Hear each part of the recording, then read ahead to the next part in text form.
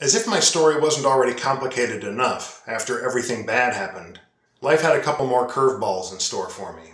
Asperger syndrome and bipolar disorder. Didn't see that coming, did you?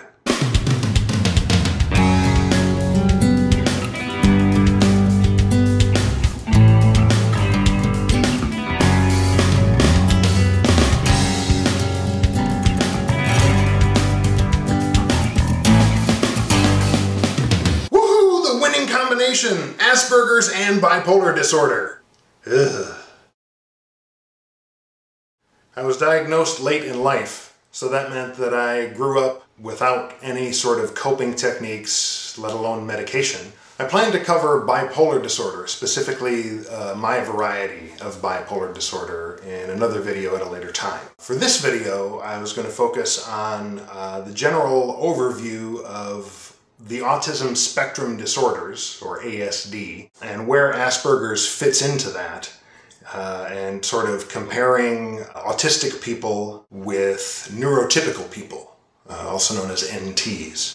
Neurotypical people are basically normal people, non-autistics. Neurotypical people are wired in the standard way, wired neurologically, and autistic people are wired differently.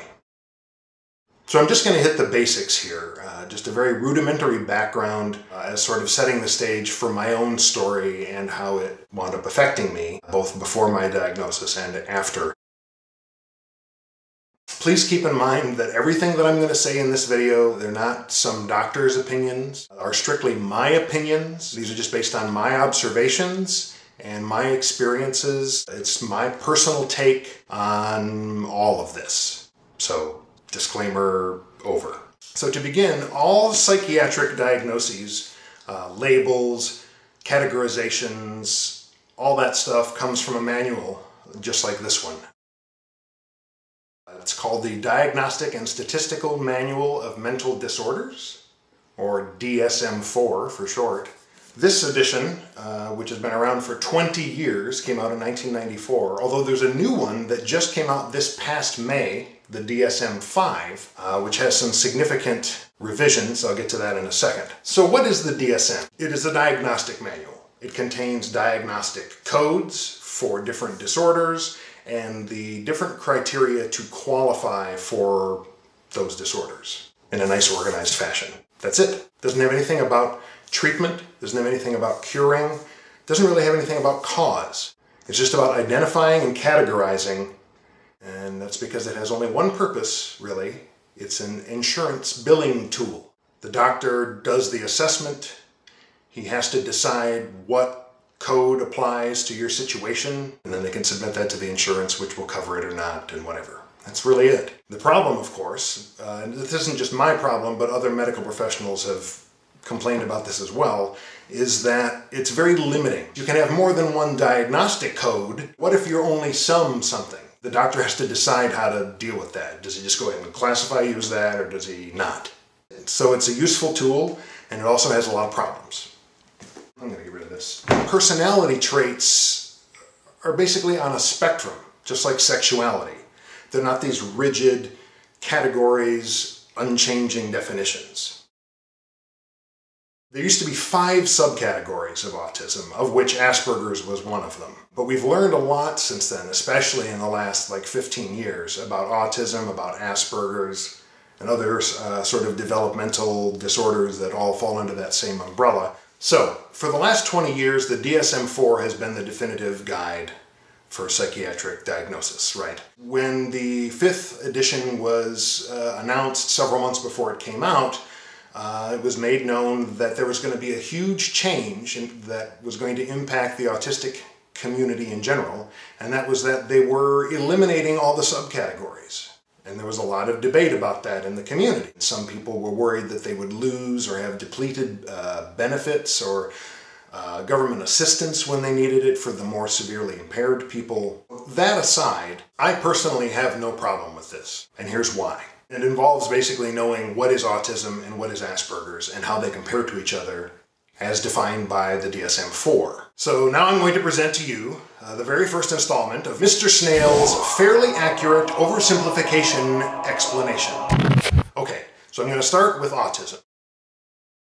According to the DSM-4, there are basically 3 qualifying traits that a person has to have to be considered autistic. So I'm going to start with autism. According to the DSM-4, there are basically 3 main criteria that you have to meet in order to qualify. The first is that they have to have a qualitative or measurable impairment in social function. The person has to have restricted, repetitive patterns of behavior. They sometimes call that RRB. Examples of this: rigid routines, very intense repetitive interests, preoccupations with parts of objects, like physical behaviors like rocking or flapping. And the third item is qualitative impairment in communication.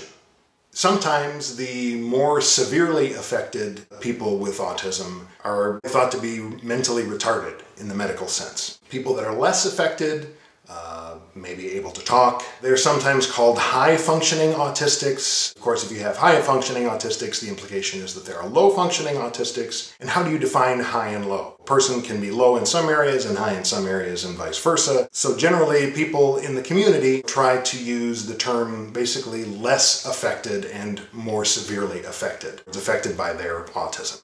So those are the 3 criteria to be diagnosed as autistic. Now, to be diagnosed as somebody with Asperger's separately, you have to have qualitative impairment in social function, restricted repetitive patterns of behavior. This part's a little different. Clinically significant impairment in social occupational function.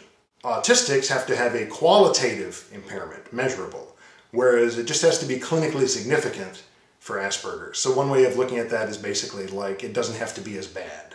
To sum up, the big difference between people with autism and people with Asperger's, according to the DSM-4, is that people with Asperger's seem to follow a normal cognitive development schedule and act a little more normal. Not much different from high-functioning autistics. So consider this. We live in a neurotypical world. The majority of people here are neurotypical.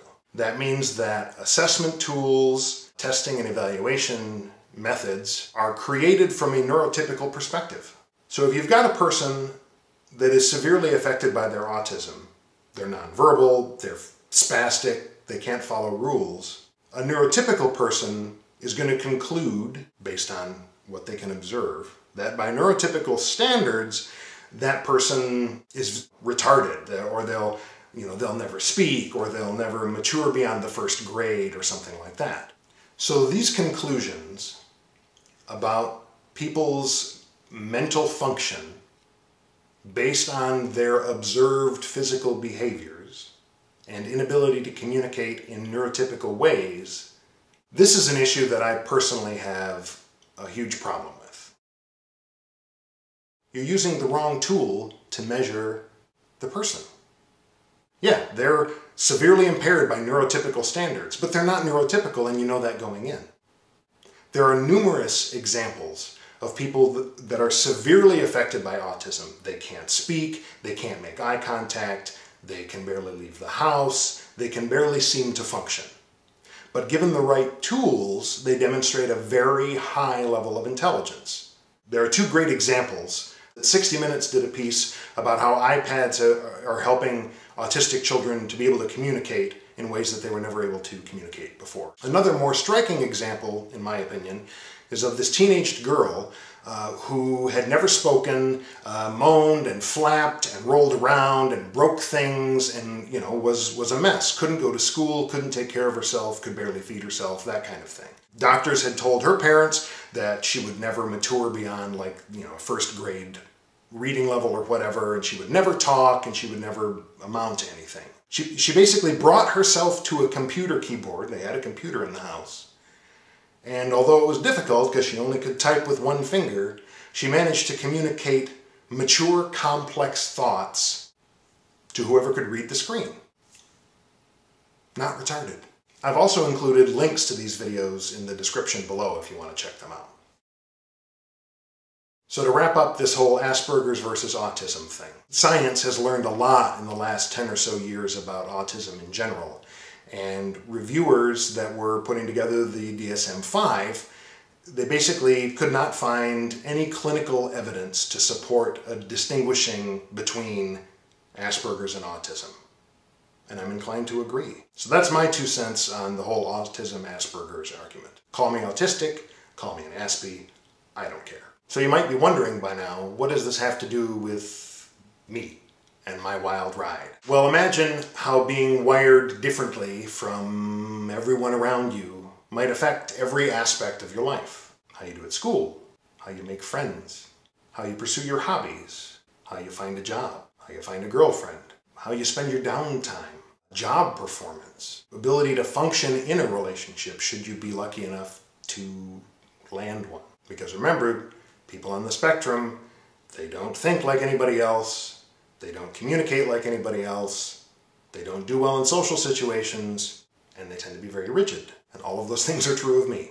And my wife is amazing to put up with all of that. So try to imagine just for a minute being an alien visitor on this planet, because that's what people on the spectrum feel like. They don't belong here. They don't fit in with anybody at all. So now imagine how being an alien on your own planet might affect, in good ways and bad ways, how everything bad happened. There are some great books about Asperger's and autism. One is The Complete Guide to Asperger's Syndrome, that's written by Dr. Tony Attwood, who's basically considered the world leader in Asperger's syndrome. Another really good book, it's a pretty quick read too, is a memoir by John Elder Robeson called Look Me in the Eye. It's sort of his first-hand account of his life as an Aspie, both pre- and post-diagnosis. I'll put more information about that in the description section as well.